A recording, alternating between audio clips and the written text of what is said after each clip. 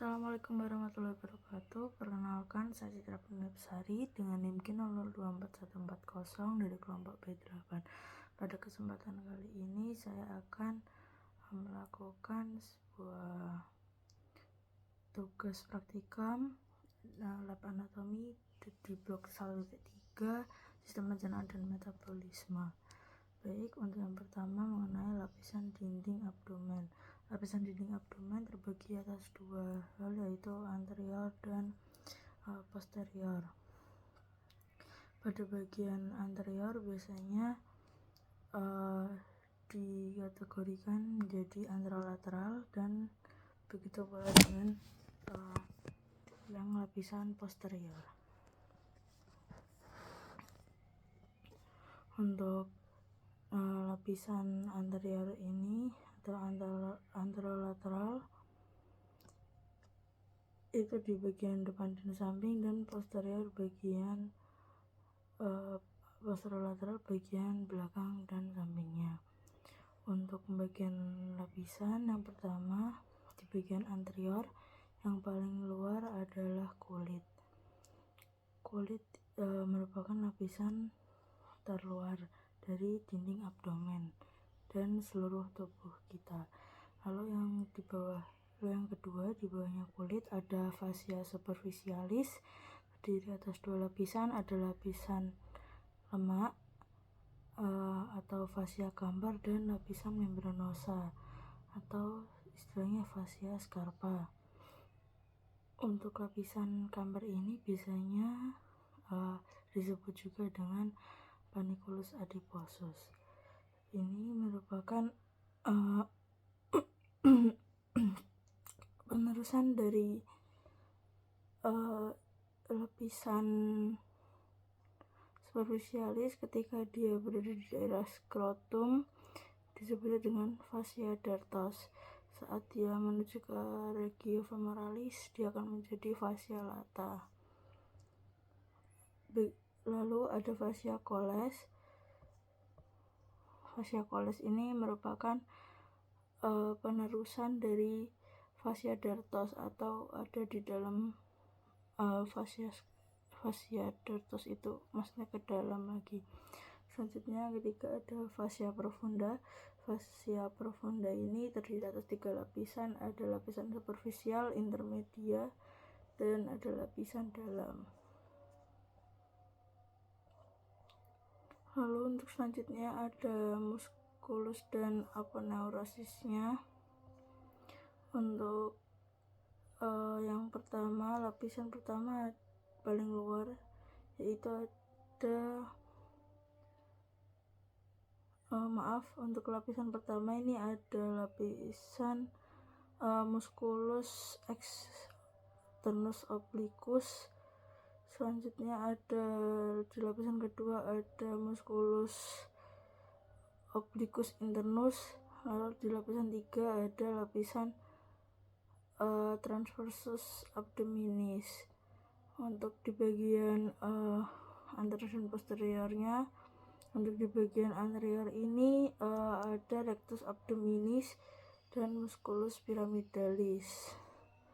Untuk musculus pyramidalis dapat dilihat di sini, ya, musculus pyramidalis.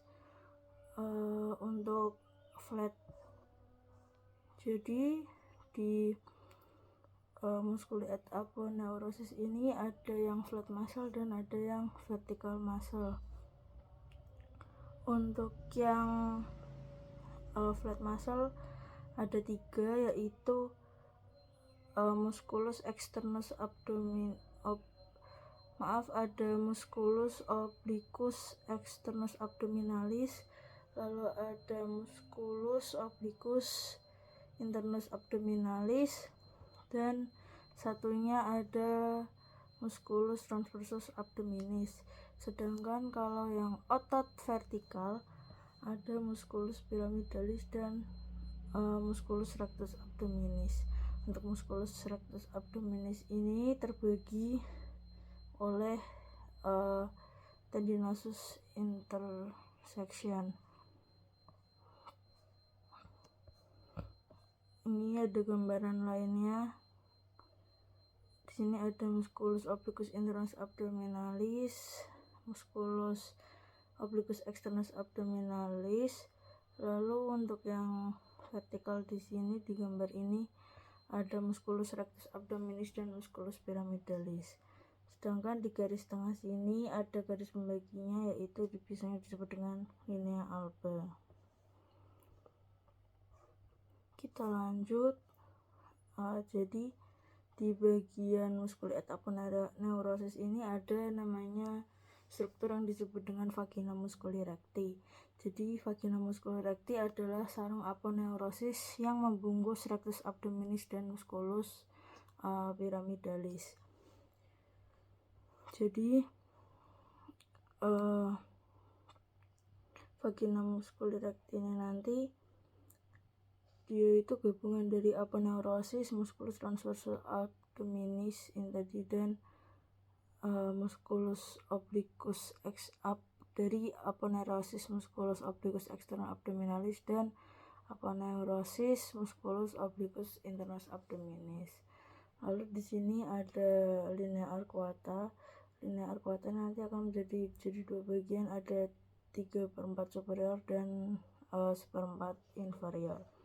Di dalam vagina musculi recti ini dia terdapat musculus rectus abdominis dan musculus pyramidalis, ada arteri vena epigastrica yang superior, lalu ada arteri vena epigastrica yang inferior, lalu ada ujung terminal nervi intercostales 6-11 dan nervus subscotalis. Lalu lapisan keenam ada fascia extraperitoneal, ini terdiri atas jaringan lemak. Untuk ke arah depan dia disebutnya dengan preperitoneal, dan ke arah belakang di sini ada retroperitoneal. Selanjutnya di sini ada peritoneum parietal, ada dua macam, ada yang intraperitoneal dan retroperitoneal. Jadi yang pertama dulu di sini ada omentalis bursa atau nama lainnya cavum peritoneum minor yang berwarna biru. Di sini selanjutnya juga ada peritoneum yang parietal dan visceral. Bisa dilihat di sini untuk yang visceral peritoneum ini dia membungkus sebagian dari organ, sedangkan yang peritoneum parietal itu sebagai lapisan abdomen. Lalu ada cavum peritoneum yang mayor dan minor. Lalu dua struktur itu digabungkan atau terhubung melalui foramen epiploica winslowi. Lalu organ retroperitoneal dibungkus oleh viscera peritoneal tadi, hanya di antara saja adalah set bakar. Yang pertama adalah suprarenal gland atau kelenjar suprarenalis yang ada di atasnya dari ren atau ginjal. Selanjutnya ada aorta, untuk aorta abdominalis, ada D itu duodenum yang kecuali pars superiornya. Lalu ada P pankreas, pankreas ini kecuali yang pars caudalnya. Lalu untuk U adalah ureter. Lalu untuk C adalah kolon yang ascendant dan descendant kecuali yang transversum berarti. Lalu untuk K adalah kidney atau ginjal kanan dan kiri. Lalu ada E yaitu esophagus dan R adalah rectum. Lalu selanjutnya ada lapisan dinding abdomen yang posterior. Jadi untuk lapisan dinding yang posterior itu yang terluar adalah kulit. Lalu ada fascia superficial dorsi. Lalu yang ketiga ada musculus. Musculusnya ini terbagi atas 4 lapis. Untuk yang lapisan pertama adalah latissimus dorsi. Lalu lapisan kedua ini ada obliquus externus abdominalis. Lalu ada erector spina, lalu ada longissimus dorsi dan serratus posterior inferior. Untuk lapisan ketiga ada musculus multifidus, ada musculus interspinalis dan musculus obliquus internus yang abdominis. Lalu Untuk lapisan keempat ini ada musculus quadratus lumborum, ada musculus iliopsoas.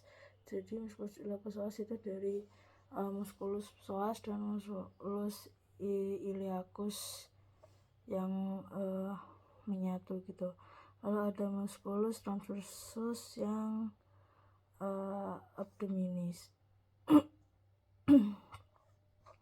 Jadi di lapisan keempat ini saya lupa ini meng-highlight, jadi ada musculus transversus abdominis di ilustrasi yang pertama juga.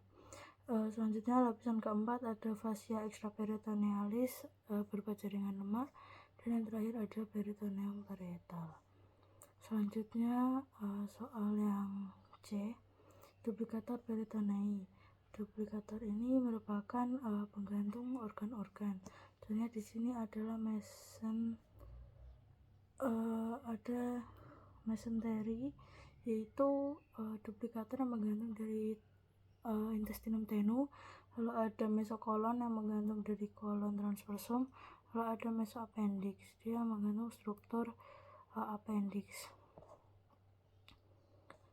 Ya, nama lainnya mesentery of small intestine adalah mesenterium.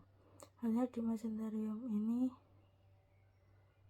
ada mesokolon transversum untuk lalu ada radix mesenterium, lalu ada yang mesokolon sigmoideum. Selanjutnya ada omentum. Omentum itu ada dua, ada yang omentum minus dan ada omentum majus. Omentum minus ini berada di antara hepar, duodenum, dan gaster. Jadi ada dua ligamen di sini, ada ligamen hepatogastrium, jadi antara hepar dengan gaster, lalu ada hepatoduodenale antara hepar dengan duodenum. Lalu di sini ada juga omentum maius. Omentum maius yang pertama ada gastrorenalis, menghubungkan antara gaster dengan lien yang ada di belakangnya sini, sebelah sini setelahnya. Lalu ada ligamen gastrocolica, menghubungkan antara gaster dengan kolon yang transversum. Lalu ada gastrofrenica, dia menghubungkan antara gaster dengan phren atau diafragma. Selanjutnya ada ligamen splenorenalis, antara splen dengan renal di belakang sini. Atau bisa jelasnya jika di ilustrasi sini tadi ada yang splenorenalis nanti di sini, lalu yang gastrolienalis ini di sini, lalu yang gastrocolica di sini tadi, dan gastrolienalis gastrofrenica sini dan gastrolienalis di sini. Selanjutnya ada ligamentum peritonei yang terdapat di hepar dan di gaster. Nah, di hepar di sini ada ligamen falciformis dan ada ligamen coronarium yang ada di atasnya. Selanjutnya di sini ada untuk yang di hepar ada hepatoduodenal, hepatogastrik. Lalu yang di gaster tadi ada 4 atau 3 bisa. Yang ini yang pertama adalah gastrofrenica, lalu yang kedua bersama spleen atau limpa, gastrolienalis, lalu ada yang bersama kolon adalah gastrocolica. Gaster 3 ya. Lalu selanjutnya di soal kedua ada tractus digestivus superior. Untuk tractus digestivus superior dimulai dari oris atau mulut terlebih dahulu. Ada yang ada yang oris yang superior, ada yang labia oris yang inferior. Lalu di sini ada vestibulum oris, dia pemisah antara bibir dengan gigi vagusi. ada gingiva, lalu ada frenulum yang inferior dan superior, lalu ada isthmus faucium jika nanti masuk ke orofaring. Selanjutnya ada tonsil palatina, lalu ada lidah atau lingua. Di sini di bawah lidah ada frenulum lingua juga. Di bawah lingua sini ada sebuah ductus excretorius dari glandula submandibular. Selanjutnya untuk palatinanya yang depan ini adalah hard palate atau palatum durum, belakangnya yang soft palate itu yang palatum mole. Selanjutnya di sini ada uvula. Baik, kita coba bahas perlahan. Untuk giginya di sini pada anak-anak biasanya jumlahnya 20 dan pada dewasa 32. Untuk yang dewasa maupun anak-anak punya 4 macam gigi. Yang pertama ada incisivus, caninus, premolar, dan molar. Selanjutnya di lingua ini ada musculus extrinsik dan intrinsik. Untuk extrinsik ada GHSP, genioglossus, hyoglossus, styloglossus, dan palatoglossus.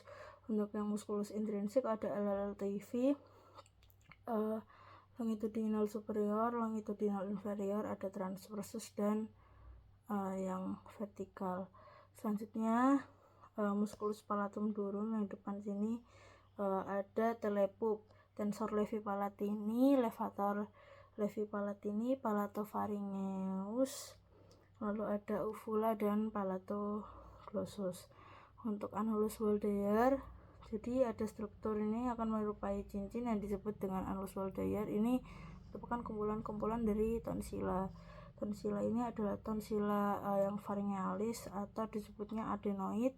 Lalu ada tonsila palatina, lalu ada tonsila lingualis, dan ada tonsila tuba nanti di sini. Selanjutnya untuk struktur masuk sini adalah isthmus faucium tadi nanti. Lalu nanti di sini ada orofaring masuk. Sini ada namanya cartilago cricoid dan nanti ada muskulusnya. Kita lanjut saja.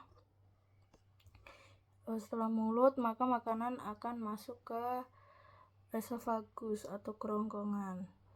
Jadi di esophagus itu ada 3 parts, ada pars cervical, thoracal, dan abdomen. Ada yang abdominal. Lalu untuk esophagus ini juga punya 3 angustia atau penyempitan. Yang pertama karena musculus cricoideus ya. Selanjutnya ada yang kedua angustia yang media karena aorta, dan yang ketiga ada angustia karena diafragma.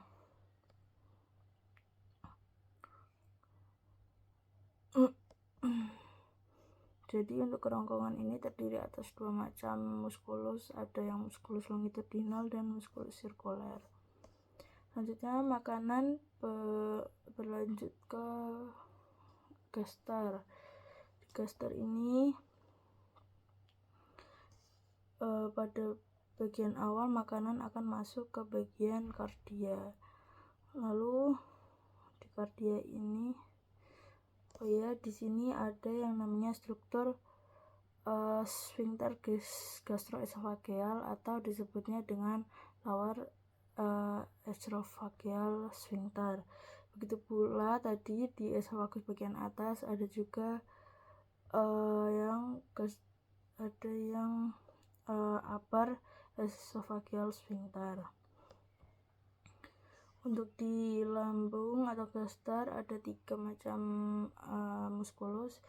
Yang bagian paling luar adalah longitudinal, bagian tengahnya adalah sirkular, dan bagian terdalamnya adalah muskulus oblik. Lalu untuk untuk struktur selain kardia di sini ada fundus, lalu ada corpus, ada antrum, dan ada pylorus. Di sini nanti ada sphincternya pylori. Di sini ada greater curvatura, ada lesser curvatura atau curvatura minor, dan yang greater curvatura ini curvatura mayor. Di sini ada incisura cardiaca, dan di sini ada yang incisura annulus.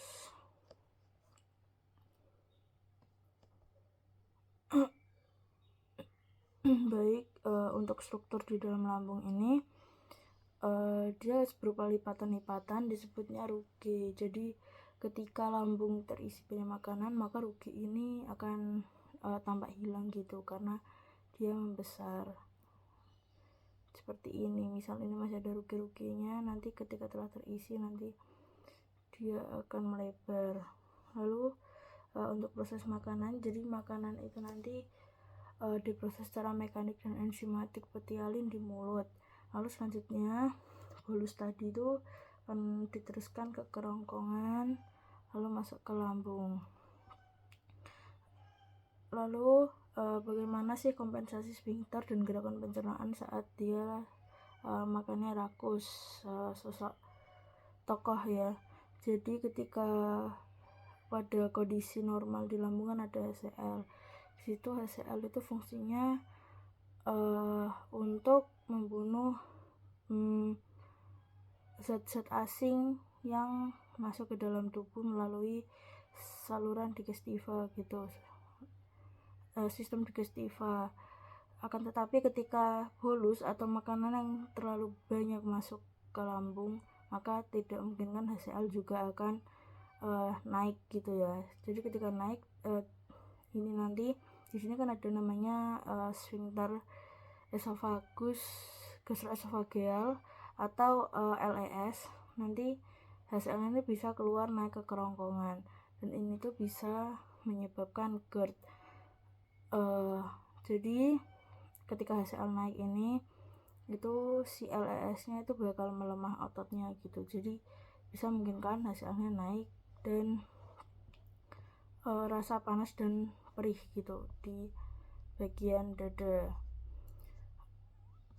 Lalu ketika hal ini terjadi terus menerus, itu komplikasinya bisa terjadi pergantian jaringan di situ. Kalau kita tahu kan, buat tambahan di kerongkongan itu untuk sepertiga pars yang paling superiornya itu terdiri atas otot skelet, lalu yang tengah adalah otot skelet dan polos atau campuran, dan yang paling bawah adalah otot polos. Jadi ketika otot polos ini bagian abdominalis, dia itu bakal tergantikan oleh jaringan parut atau fibrosus. Selanjutnya ketika sudah parah, maka bisa terjadi yang namanya barat esophagus. Selanjutnya ada traktus digestivus inferior, ini mengenai perbedaan jejunum dan ileum. Di sini untuk yang atas adalah gambar dari jejunum, dan yang bawah adalah gambar dari ileum. Jika kita lihat di sini untuk jejunum ini, yaitu untuk arkadnya yaitu besar-besar gitu jaraknya, tumpukannya hanya dikit. Sedangkan kalau di ileum kebalikannya, itu ada banyak dan kecil-kecil. Lalu untuk dinding otot polosnya ini lebih tebal si jejunum. Lalu untuk fasa rektanya lebih banyak punyanya si ileum. Dari karakteristik di sini, yang jejunum itu umumnya punya sifat yang lebih gitu. Misalnya dari warnanya, dia tuh merah gelap, dan ileum itu pink pucat gitu. Lalu untuk kalibernya di sini mungkin jejunum itu bisa sampai 4 cm, sedangkan ileum hanya sampai 3 cm.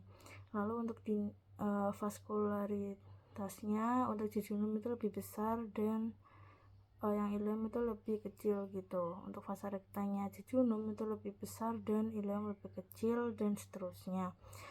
Nah, yang beda akan tetapi ada perbedaan, terkecualinya itu untuk arkadnya, lalu ada lemaknya di mesenterium dan nodus limfoidnya gitu. Lalu selanjutnya ada bangunan kolon. Kolon itu kan atau disebutnya intestinum crassum. Jadi lanjutan dari ileum adalah di bagian cecum sini. Antara ileum dengan cecum itu ada orificium ileocecalis. Jadi orificium ileocecalis ini di katupnya ini nanti ada yang namanya valvula ileocecal, dia itu katupnya gitu, dari lubangnya ini nanti. Jadi kan ketika struktur ileum lalu ada ini ya, yang bagian ascendant yang naik dari kolon itu, biar makanannya tidak ada aliran balik ke bagian ileum, maka di situ ada katupnya untuk mencegah aliran balik tadi. Nah, lalu di valvula ileocecal ini ada namanya frenulum. Di bagian cecum ini ada namanya appendix atau biasanya disebutnya dengan usus buntu gitu ya untuk penyakitnya. Di sini juga ada orificiumnya, jadi dia akan masuk ke appendix. Untuk posisi appendix ini ada 5. Di sini ada post ileum, ada pre-ileum, di sini ada retrocecalis dan lain-lain. Selanjutnya untuk bangunan di kolon ini ada yang namanya haustra gitu. Haustra ini seperti kayak balon, dan di antara balon-balon itu ada yang namanya incisura atau lekukannya. Jadi sepanjang usus besar ini juga ada yang disebut dengan tenia. Untuk tenia itu ada 3 macam. Ada tenia mesocolica, dia itu nanti tenianya akan berikatan dengan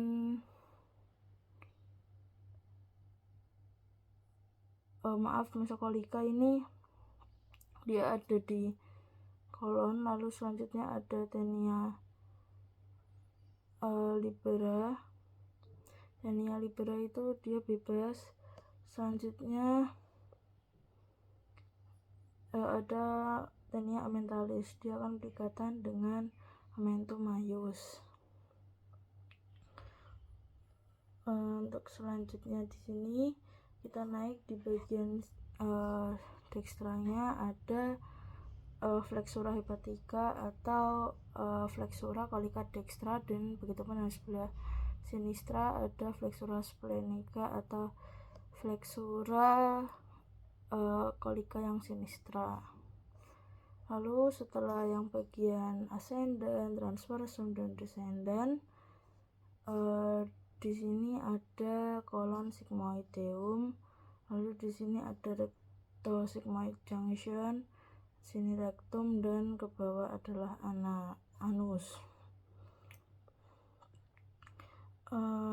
Jadi ketika kita buka dari si kolonnya ini akan tampak struktur seperti setengah lingkaran gitu kayak bulan sabit, yang disebutnya dengan semilunar folds.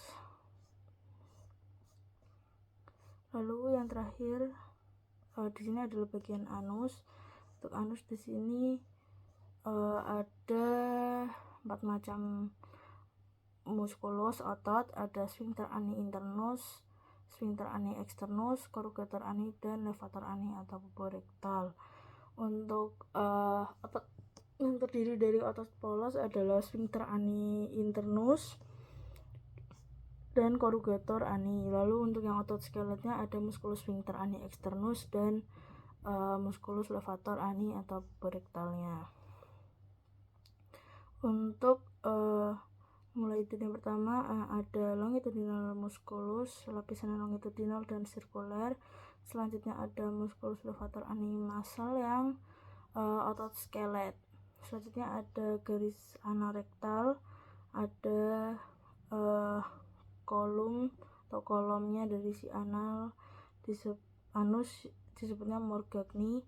Lalu ada sinus analis, lalu ada linea pectinata atau dentes. Selanjutnya ada external sphincter muscle, lalu ada internal sphincter muscle dan valvula analis. Lalu ada juga musculus corrugator ani. Untuk musculus sphincter ani externus terbagi atas 3 pars, ada pars profunda, superficialis dan subcutaneus. Biasanya kita menyebutnya pars profunda itu bagian yang inner atau bagian paling dalam, superficialis dan subcutaneus itu yang ada di tepi sini. Sekian, terima kasih, semoga bermanfaat. Mohon maaf apabila ada salah kata. Wassalamualaikum warahmatullahi wabarakatuh.